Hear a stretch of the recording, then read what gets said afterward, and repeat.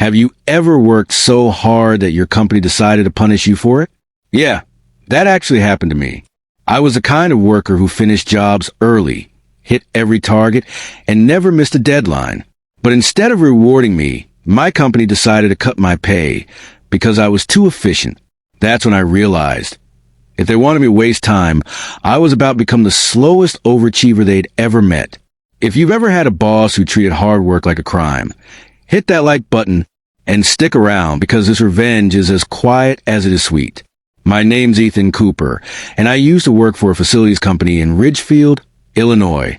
We handled inspections, maintenance reports, and contract follow-ups. Not glamorous, but it paid the bills.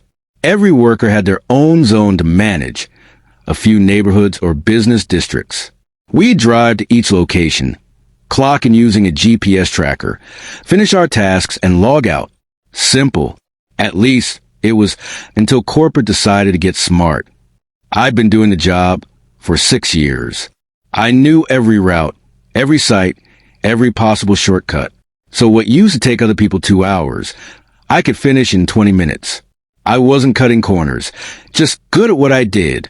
But when the new management came in, they didn't see efficiency. They saw less billable time. One morning, I got an email that made my blood boil. Effective immediately. Employees who complete jobs faster than the allotted time will be paid based on actual duration, not scheduled time.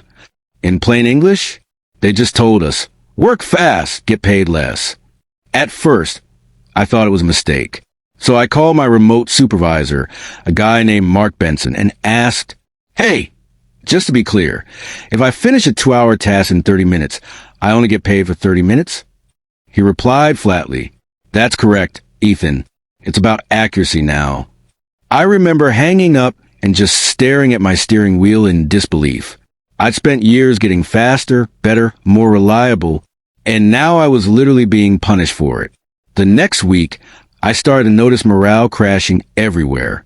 People were angry, tired, slowing down. One coworker texted me, "They want us to run the clock? Fine, let's run it." And that's when the plan began. We didn't need meetings or group chats. Everyone just understood. We'd go to our assigned spots, do the job perfectly in record time, and then stop. Some of us read books. Some went grocery shopping. One guy literally took his dog to the park between clock-ins. We became the most punctual slackers in company history. And the best part? Management couldn't say a word. We were following their rules. Exactly. Over time, they started wondering why productivity metrics were dropping while reports were still flawless. Emails flew in. Conference calls started popping up. "Team, we've noticed longer job durations. Is there a technical issue?" "Nope. Just following your policy." The irony? They couldn't reprimand us without admitting their own flawed logic. After a few months, the entire system slowed to a crawl. Deadlines were being missed. Clients started complaining about delays. And the best part, the company's efficiency rating tanked. I remember sitting in my car one afternoon, sipping coffee, watching my timer tick down. I'd finished my site inspection 40 minutes ago, but the app said I still had an hour and a half, and I smiled, because for once, I wasn't stressed. They were. Eventually, they started begging people to pick up the pace. Bonuses were offered, policies reworded, but it was too late. Everyone had learned the same lesson I did. If you treat loyalty like weakness, don't expect loyalty back. When I finally quit, I didn't give notice.